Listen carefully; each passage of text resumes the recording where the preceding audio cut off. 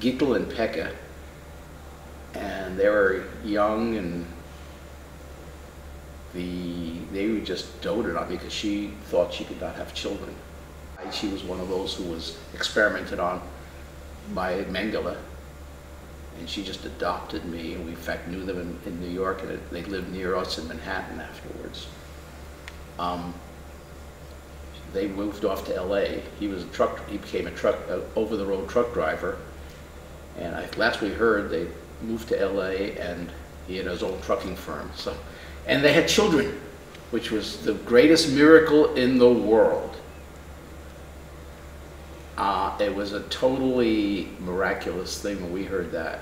It was like Hitler lost. There was a strong sense of don't let Hitler win, don't let him win on anything.